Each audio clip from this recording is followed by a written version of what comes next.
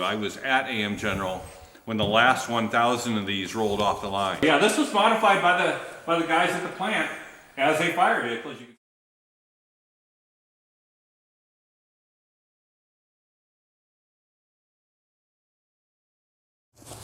AM General made them. Yep. From 71 to 82 or something like that, and then they switched over to Hummers. And this one here, it was never off the property. Okay. And they pulled it off the line to make it for their in-house fire department. Okay. And that's what they used it for. So did you work there, Nope. or how did you accumulate this? A buddy of mine's brother-in-law owned a body shop in Mishawaka. And he was really tight with these guys from AM General. And they gave it to him. Really? And he gave it to my buddy Randy. It never left the property. Huh. It's never been on the street. It's not. I mean, it was something they fabbed up in their maintenance shop. Yep. Yeah, they must have, sat on the back of it or something. Yeah. They got some things up there for fire extinguishers and. Oh, where? Oh, on the front passenger? Yeah, right there. It's. Okay. See, I was gonna get rid of all that. Yeah. Get another body for it. Oh, I think that'd be a crying shame. It's so cool. Okay, so these right here. Yeah. Yeah, you must just set them in there and. Yeah. So they added the back end and that. Did they really do anything else with her? No. No? That's the last time they changed oil in it. Wow, 92. Fire Jeep's at the shop. It's only about a 25-minute drive. This has got to be one of the closest I ever bought to home here. I'm not going to talk too much about the history of this Jeep because I want to verify as much as I can before we go into detail about anything like that. Of course, we don't have any hard documentation that says, AM General sold this vehicle to so-and-so. We don't have anything like that, so what I'm going to do is start contacting some experts. I'm going to call in my local mud expert, and he's going to tell me what he thinks. We're going to look up the serial number, see if we can't figure out where this thing was built at. Was it built near the area where the guy got it from? Were these little seats, are those factory from AM General somehow? Was this truly part of an ambulance like the guy said? Obviously, we know that he said this part was done in their fabrication maintenance shop. So overall, I just want to get as much information as I can so that we're not telling any tall tales out here. But it does seem to be, the real deal. So I'm going to go ahead and put it inside and see if we can't get this thing running. One of my favorite parts about this mutt, now of course aside from the rear end, this is all factory original components. This thing's largely been untouched. I've seen one zip tie out of place, but other than that, this has all the original factory components on it.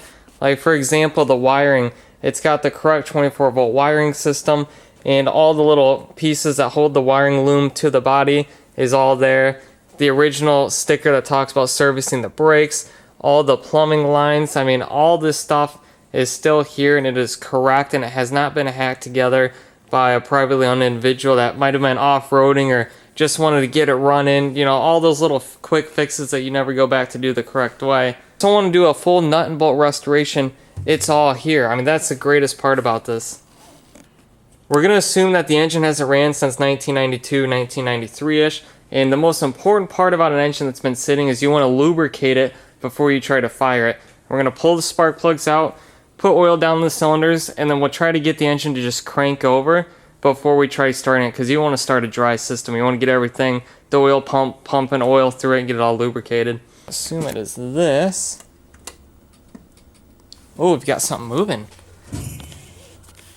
Check that out. We've got a working voltage meter there. A switch down here. Check that out. Compression in cylinder number 1 is excellent. Just about 140. Cylinder number 2, about 145-ish. Number 3, 150 even. Number 4 is also 150. That means this thing has a 100% chance of running. She's got great compression. Yeah, we did squirt some oil down the cylinders, and that could artificially raise the numbers a little bit. But, overall, that's excellent. A little bit of wake-up juice. We're going all in.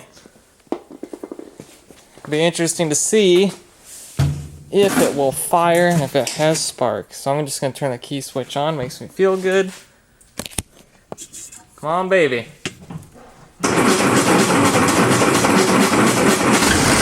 Ah! Look at that. I will say, the Mutt engines never disappoint. I've had 2 of these that sat for like 30 years, and they fired right up on the first hit of starting fluid. I think that's mainly because they're such a sealed system.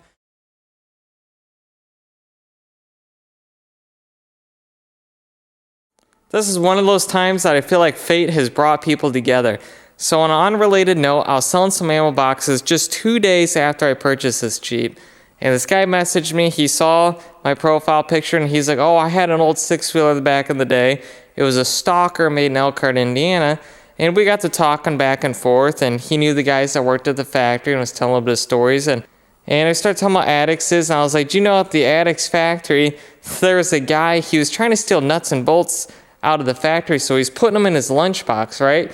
And they go to leave for the day, and he's standing to go out the door, and all of a sudden the thing just burst all over the floor. Nuts and bolts just scatter all over the place. And, he got caught stealing. And Rich was like, we had that problem at AM General. And it was like a record scratch. I was like, wait a minute, you worked at AM General? He's like, yeah, I worked there from this to this. And I was like, I sent him a picture of this Jeep. I said, hey, I bought this a couple days ago. Do you recognize this? He's like, yeah, it was our in-house fire department vehicle. And that's the moment I knew that this thing was the real deal. Rich lives pretty local to me. He's coming over tomorrow to talk about the Jeep, and we'll let him tell the story from here. Phil Gerlings was the one that they got it. Phil used to do, I'm the one that got Phil in at AM General. Okay. Doing body work. I used to, as I told you, I had the very unique job there. I was actually employed by the Xerox Corporation, but we were on contract. I was on contract at AM General. Since I didn't work for the company, I wasn't a union employee, nor was I a salaried employee, which means that kind of gave me leeway. I was actually in charge of the fleet vehicles for a while. Okay. I had 25 vehicles I was in charge of. We called it the executive fleet of vehicles. The president's cars, the vice president's cars. We even had some vehicles that we had in a motor pool. If somebody had to go to Detroit or up to Wisconsin or something, I had a pool of cars. And I didn't physically do the work, but I made sure all the maintenance was scheduled on the vehicles, and I signed them out and maintained them. Yeah. But so therefore, when we had problems with vehicles, like they'd get in a wreck or something, so I met Phil Gerlings in Thanksgiving 1978. Like I said, he was a Jeep guy. Right in high school, he was building Jeeps and all kinds of neat stuff like that. So Phil was always messing with Jeeps and building Jeeps, and when Granny, that was his grandmother to be, funded the money to build Toot and Tell'em Towing. Phil started the body shop there. He actually ran the body shop right out of high school. It was Phil's Toot and Tell'em Body Shop. He started that in 1977. After I got to know Phil and we needed to get body work done, I started having him do our body work. Yeah. That slowly worked him into a niche. And he started meeting people at AM General, started talking to them, and he became the only outside vendor to do body work after we started selling the commercial Hummers at AM General. So he was able to get a lot of things. Yeah. One way or another from, that were from, they would just kind of slip, like this thing here was something that was in storage for a long time. Okay, so they ran it at the plant. This originally was the ambulance, or not the ambulance, but the fire truck at Chippewa. Okay. And then I believe they used it at the Hummer plant for a little while. But where they built the postal vehicles, they called that Plant 8 at Chippewa. It was a very low building. The height of the ceilings were only 10 foot. It was a very large building. Originally, it was a Studebaker building where they built the mail Jeeps at Studebaker. But anyway, that was Plant 8. They called that Service Parts and Logistics Operation. That's where the spare parts were for all of the postal vehicles. Okay. So this vehicle here, if needed, could go in the building because it was low. Yeah. And the other thing was, because AM General did what they did, they actually had their own fire department. There was a lot of guys from the local fire departments, the volunteer fire departments, that actually formed an AM General Brigade. So they had a AM General Fire Brigade. We had a American LaFrance fire truck, and this, and another vehicle that they used.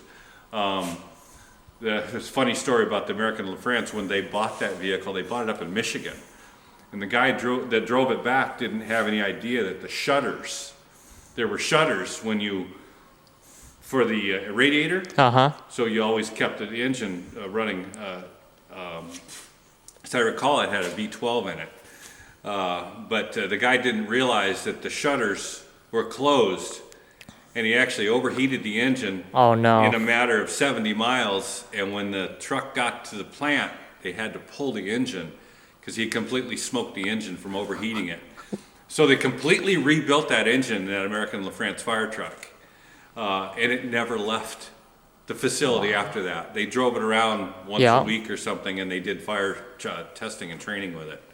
Wow. But anyway, yeah, this was modified by the guys at the plant as a fire vehicle. As you can see in the back, they put jump seats back here, and there were some fire apparatus in here. As I recall, there was a pump in here. Really? But these were for holding fire extinguishers and stuff that they would go inside the plant. But yeah, they used to have fire drills and fire practice. And there used to be a hose reel on here, and the guys, like I said, there was a place to sit, and the guys would actually stand, like the old fire trucks used to. You can't put many people on this because the suspension on a 151 isn't so stout. But yeah, this was a factory done vehicle. I mean, done by the guys at the factory. It was probably a prototype, or it was a maybe a test vehicle. Test vehicle that they had, that they just pressed into service. And there was a big box that used to mount here too. There was a. Do you remember what that was? It's like a toolbox, but no, I don't. It was like I said, this was kind of a grass rig and almost like a first responder rig. Yep. It's cool. It had a bunch more things on it than it does right now, and I do see there's let's say 112-3 on the windshield right there. Yeah, that would have been the vehicle number. Just for vehicle numbers on everything out there. Now, I did want to ask you, you said there was a reel in the back of this at one time. Do you think there was a water pump and a water tank? Yeah, there was a water tank. That's what I said. There was a whole unit that went back there. There was a hose reel and a water tank and a little like a 5 horsepower water pump. Okay. I mean, it was a grass rig. It was set up like a grass rig. Continentals, and they had that's called a military standard engine. Yep. And they were made by Continental, and they were made by Hercules. The last ones that we bought were made by Hercules. What I think is really neat about the engine bay is that it's got, the original stickers. Yes. Like right here. Well, like you say, this was dot 5 brake fluid, and you notice it's still got the underwater. Yep. It's all the ignition system. It's from a '77 contract. So it was one of the later, probably the second contract, maybe. Because Ford originally built these. This was one cute vehicle. I see it's got the lifting shackles on it still for airlifting. Yep. Now, it had Pioneer kit that used to go here, a shovel, and. So do you guys run it with those tools on the side? Yeah, it was all decked out. It was a cute little fire. Do you think truck. there's any pictures of this thing laying around? No, there's probably nothing anymore, because when they closed down Chippewa, they purged so much stuff. At about that time, I was also working part-time for Jeep Acres for Chuck Dadlow out on the west end of South Bend. Yep. And Chuck bought a lot of AM General surplus. They used to have auctions, and they'd sell parts, and he would pick up stuff like that. But there's a possibility Chuck might have a picture of this. I'll have to go look. Now, do you recognize this tag right here? Because I was unloading the Jeep, or the mud, I should say. Oh yeah, I was telling you, this is a tag. This is whenever they would do a part, whenever they build a part. Yeah. This would be like a lot number. They'd have the part number here, and the description of the part, and the location. This would be where they would go in the warehouse when it was done painted. And if there was a batch quantity, like they had baskets of things that they would paint. Yep. And they still do it, as far as I know, they still do it the same way. If they had a basket apart, this would hang on the basket, and this would say what color it is. As you notice, there's a repaint. They would, whatever color this would have to be, a repaint. This is just a service parts tag. It's just weird that it fell out from underneath the vehicle as I was unloading off the trailer because I saw it sitting out in the snow. It could have been on a part. It could have been, you know, when this last time I seen this vehicle, it was sitting with a whole bunch of junk piled up on it, and it was still. You saw it at Chippewa or possibly the McKinley plant. okay. I know it was at Chippewa because I used to have a storage area at Chippewa. I had a fenced-in area, and the fire truck and this was in there. And then there was also there was a collection of about 8 or 10 vehicles that they stored in actually not in the warehouse, but actually in the factory. They were unique vehicles that they had sitting around. Very rare to have a heater too. This might have been an ambulance version. Yeah, I'm told that this extension right here is part of the ambulance. Yeah. And then they welded the back piece for the guys to stand on. And I'm trying to think what they called the ambulance. Or actually it was an ambulance version, they called it a litter version. Okay. Because you would put litters, wounded people. Was this lifting dented shackles on the front when it was at the plant? No, this was pristine. It had lights and everything. Yeah. I mean, it wasn't anything like this. Yeah. It was painted up nice and pretty, and Now, I was told that once Sam General, got rid of it, this thing spent a lot of time sitting outside. it's obvious it did. Yeah. And like this oil filter, last dated 92. Yeah. I mean, I'm betting that happened at the factory. Yeah. Well, there was a guy, and like as I mentioned earlier, when we moved from Chippewa, the headquarters moved from Chippewa to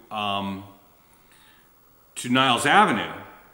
Let's see, the world headquarters used to be at Chippewa, and all the offices were in Chippewa, and the manufacturing was in the back. When we moved from Chippewa and they sold that facility, everything was raised. And that's when I actually wound up taking over the majority of the fleet situation. There was a guy, and his name was Ray Heilman. Ray Heilman had a garage, and he actually did a lot of the service to these vehicles. Oh, yeah? That might even be Ray Heilman's date on there. Yeah. Because what he would do is, some of the vehicles that we had, if they were on loan or still belonged to the military, we actually had to maintain them as per the military specification. So the oil had to be changed every so often. Things had to be changed and checked. And that's one of the things that Ray Heilman and the guys did. One of the neat things that they did just before we left, and I actually had my hands on it a little bit, at the Bendix Proving Grounds, they found an old deuce and a half. A Studebaker deuce and a half. And it was still at the Proving Grounds, and that would have been somewhere around, I started at AM General about 1985, so it would have been about that time, about 1990 Yeah. or so. They discovered they had the Studebaker deuce and a half, and they asked AM General if they wanted it back, and they said yes, and they brought it back, and we restored it. Really? And it's the Studebaker deuce and a half that's in the Studebaker Museum right now in downtown South Bend.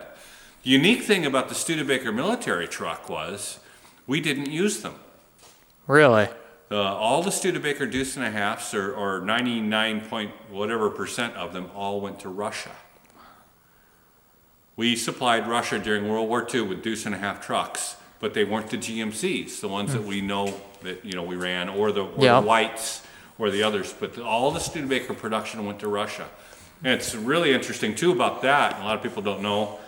My uncle, when he got out of World War II, went to work for Dallas and Mavis, which was the transportation company that AM General or Studebaker used, and later AM General used it. The Dallas and Mavis moved all of the vehicles for Studebaker, military vehicles and stuff. My uncle delivered Studebaker trucks to the docks in New York City to go on ships. As a matter of fact, I heard a story one time, it's kind of funny. I heard a story saying that the Russians sometimes still refer to trucks as Studebakers because they thought that was the American name for truck. Really? That's what I heard. I read that in a story one time. Yeah. But yeah, and this engine actually says it's applicable to 1974 emission standards. But Yeah. This looks like this is a Hercules. I remember when these engines used to come in, they come in on pallets. I think I don't know if you remember, I told you I was at AM General when the last 1,000 of these rolled off the line. Really? There was a contract for Pakistan that was held up for 15 or 18 years, is what I was told. It took that long for the State Department to work out the details because of I guess we had some ongoing issues with Pakistan, which now we wouldn't even sell them anything. But somehow through military aid, they had ordered 1,000 M151s, and they put them together. They were on a production line in Plant 8, and they ran that production line. And when they got to the 1,000th vehicle, and I can't remember how many vehicles were on the line at a time, but even before the last vehicle ran off the end of the line, they already started dismantling the production line. Really? They were actually cutting it up and getting rid of it because they knew that was the end and they needed to end it.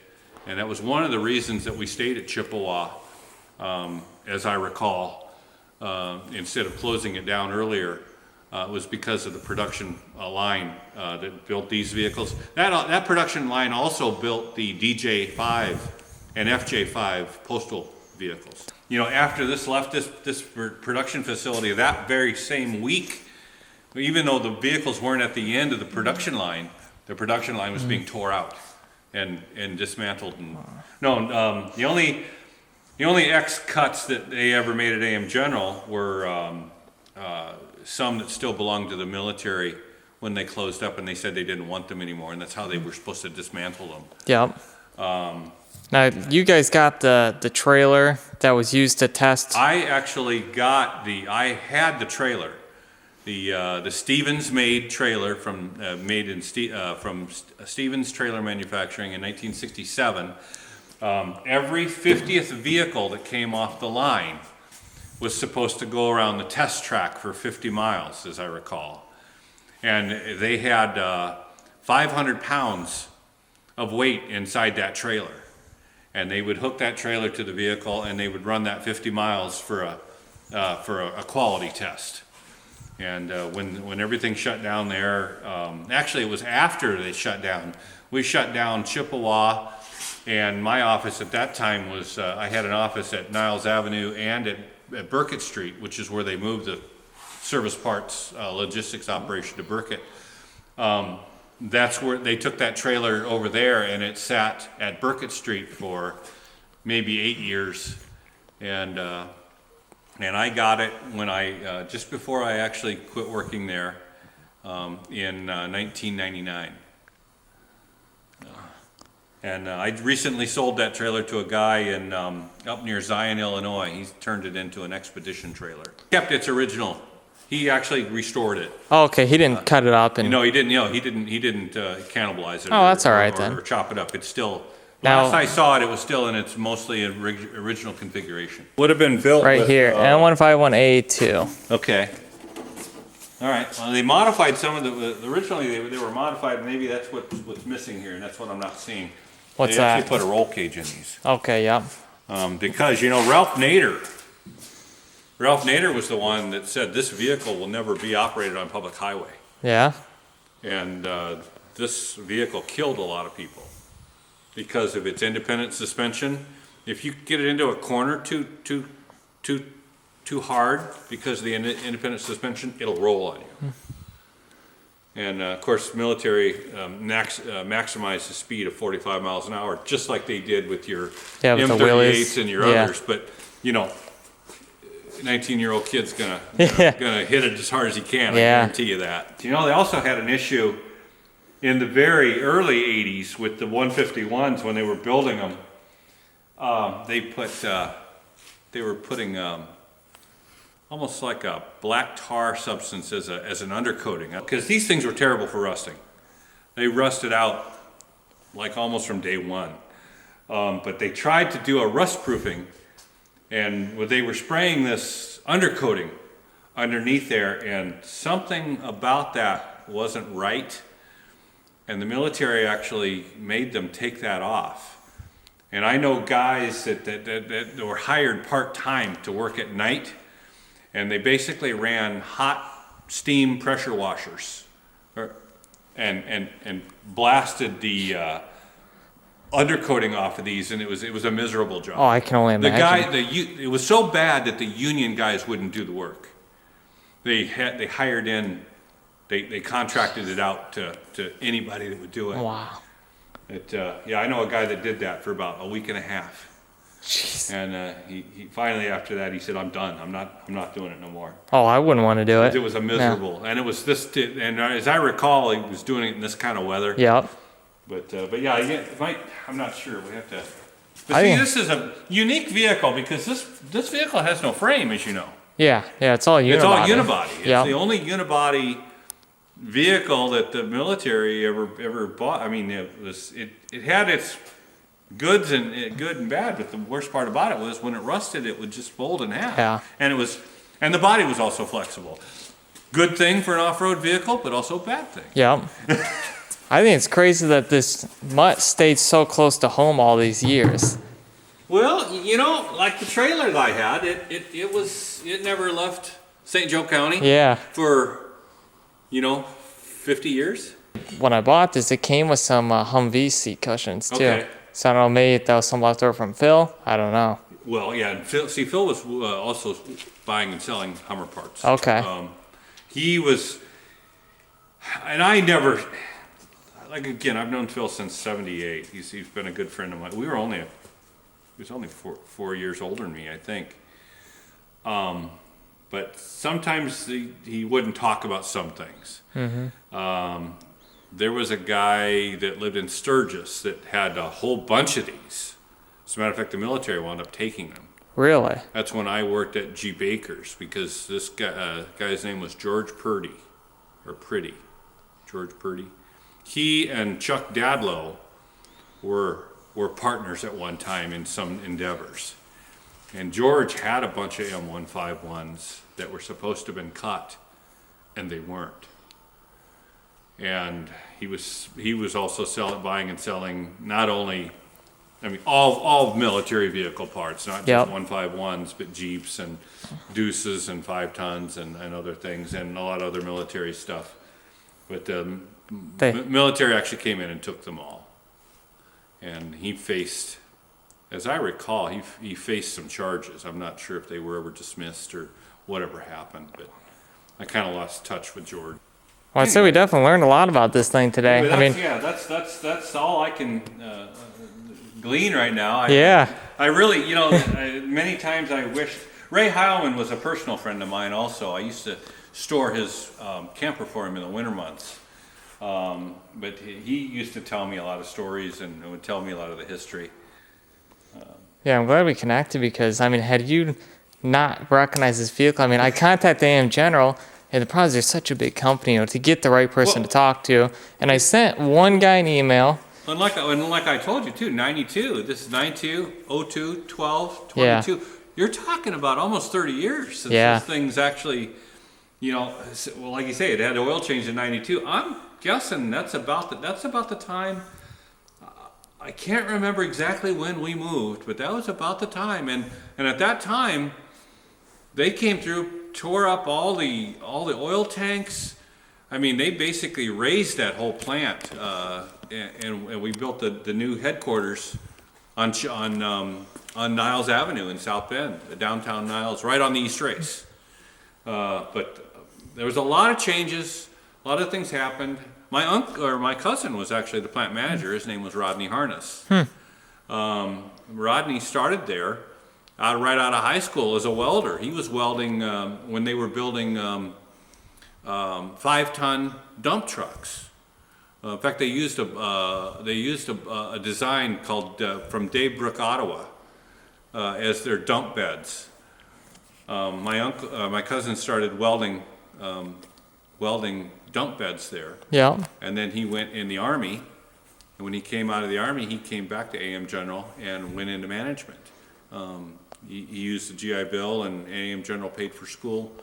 And he was actually the plant manager or assistant plant manager at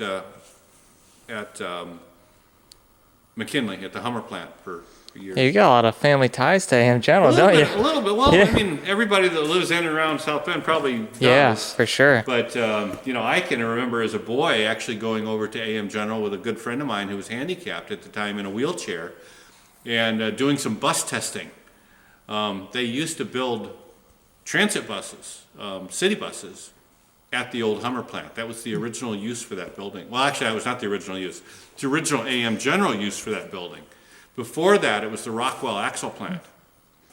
But yeah, it was a treat to me because I've always enjoyed military vehicles and all off-road vehicles and that kind of stuff. But it was a treat for me to watch these.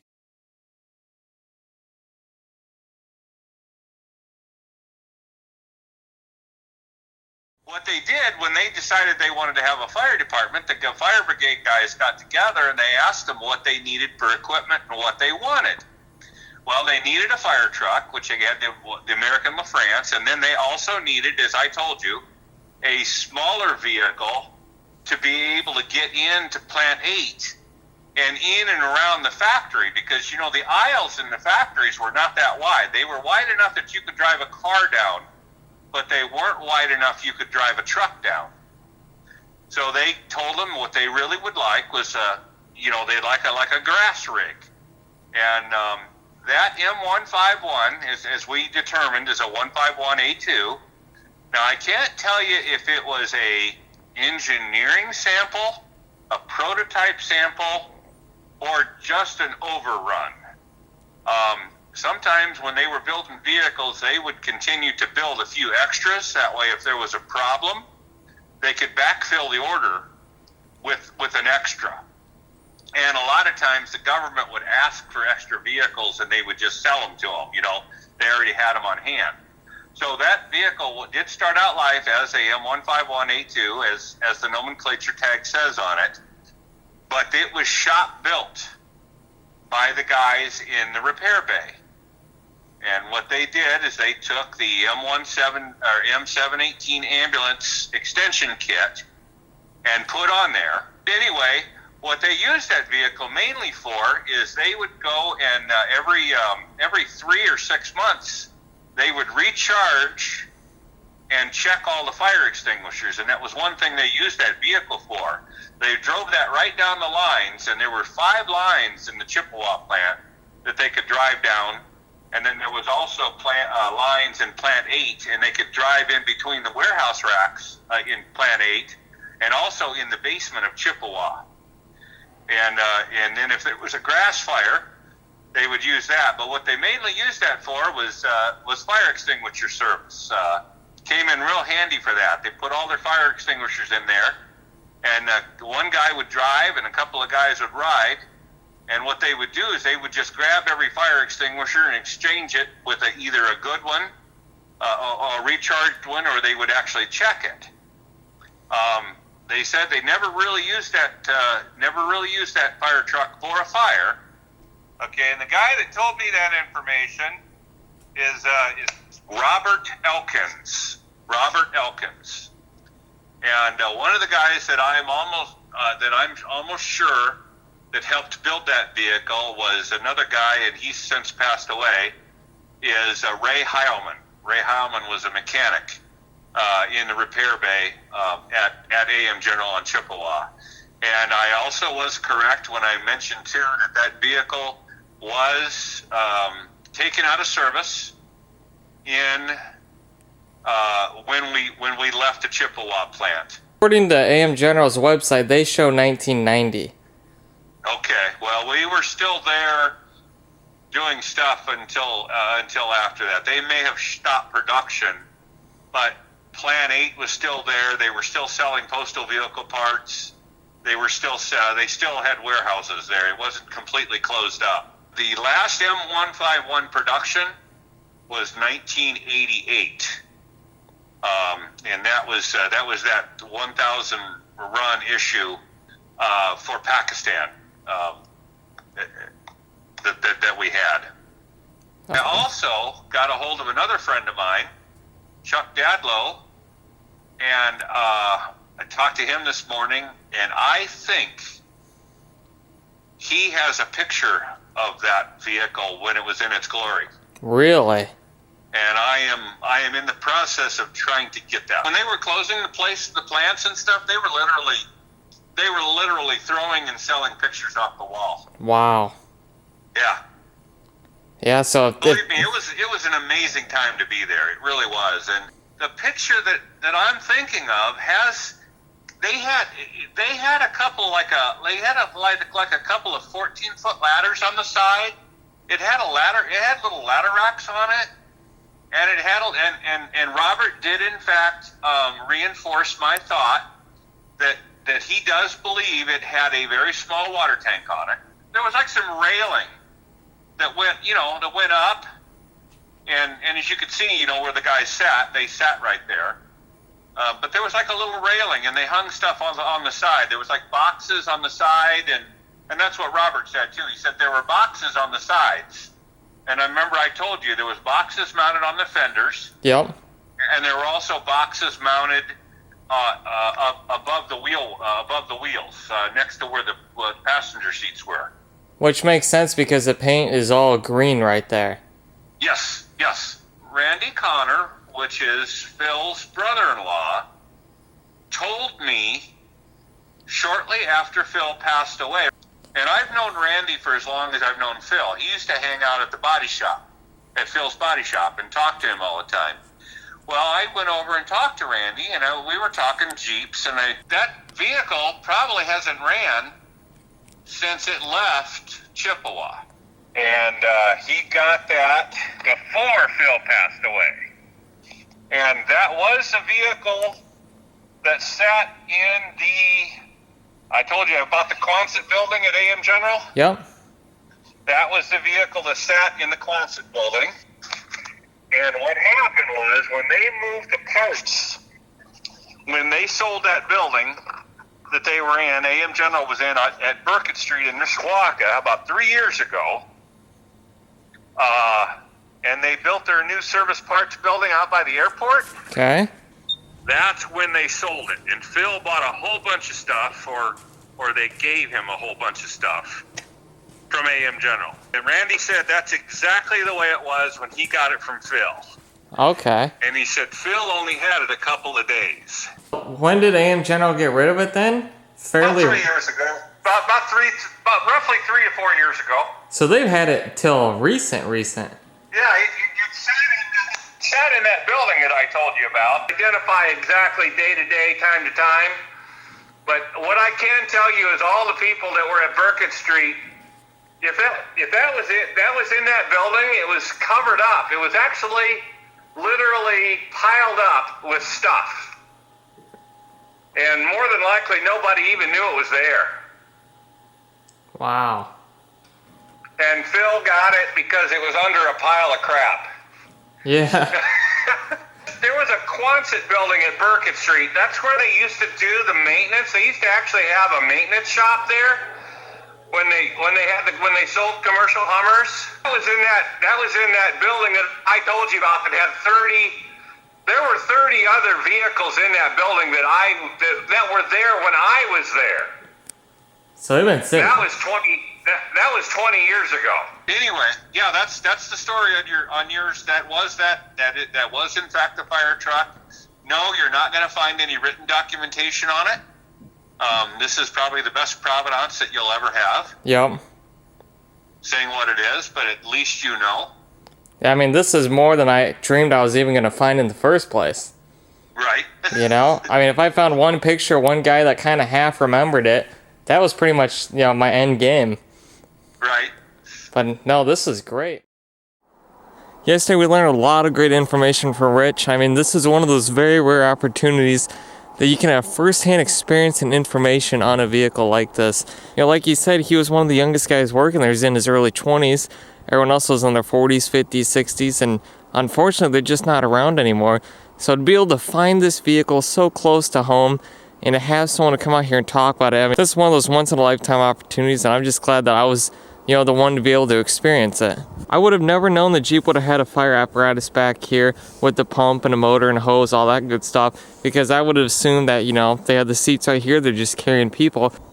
When you find a really rare vehicle like this, that's why it's really important to just shove your way into finding as much research and information as possible, because there's going to be a time where certain vehicles you can't find out that information anymore. And to be able to document this much history, you know, this went from when we originally went to go pick it up, it was kind of a tall tale story, you know, was it true? Maybe, we don't know.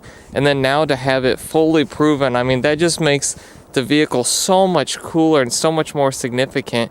Out of all the mutts in the world, this one was used the most at the AM General factory, which is still mind-boggling to me. Ironically, she's not fighting fires at AM General anymore. She's out sitting in the snow in our front yard here. That was a really cool experience to meet Rich, you know, ex-employee of AM General, and to get all this information. This is one of the most fun videos I've ever got to put together, and I hope you guys enjoyed it, and thanks for watching, and I'm really excited to see the future of this vehicle.